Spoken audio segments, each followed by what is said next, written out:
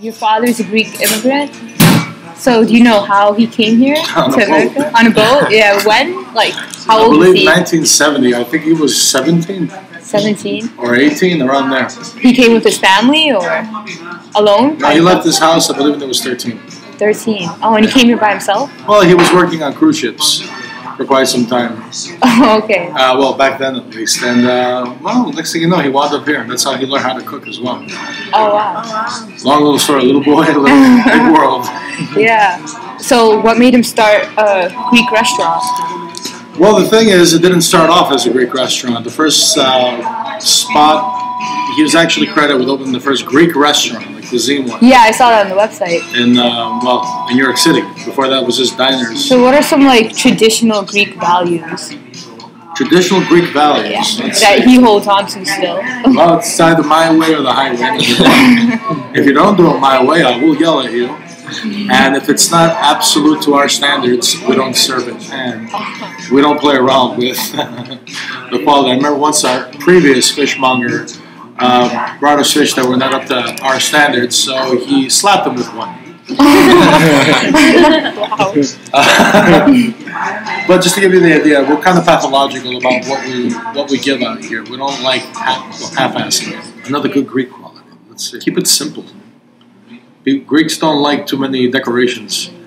We just like it. We just want to come. Let's say like our octopus. We're known to have one of the best octopuses, period, in the city, because we focus on the food rather than the decoration itself.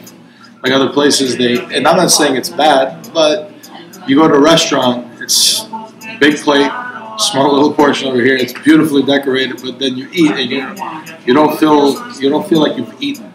Right. Here we want quantity and quality.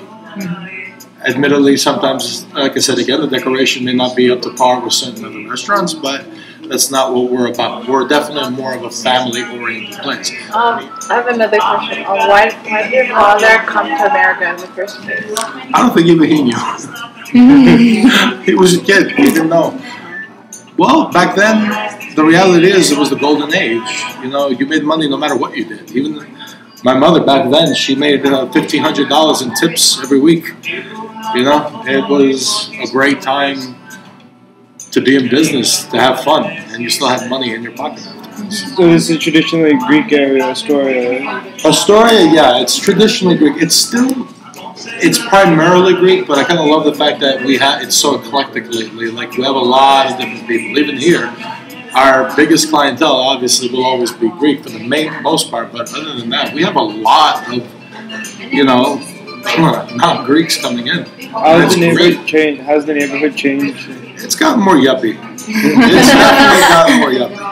Hands down, it's not the Astoria that I grew up in. I mean, 30th Avenue will always be Greek. That's like the primary. That's like the Greek neighborhood. Was it always Greek here? Like, yes. It was. Oh, okay. It was Greek and Italian originally.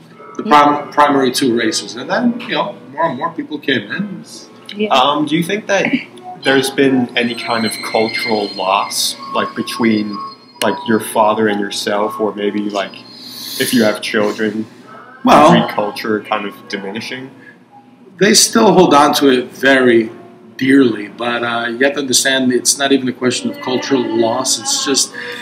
It's more of the, evolution, if you will. Any culture has the same issue. It's a westernized culture. I still hold on to my roots extremely tightly. My girlfriend, she's not Greek, but I told her, listen, kids, they're going to learn Greek. They're going to be raised Greek. I don't care if the bloodline says otherwise.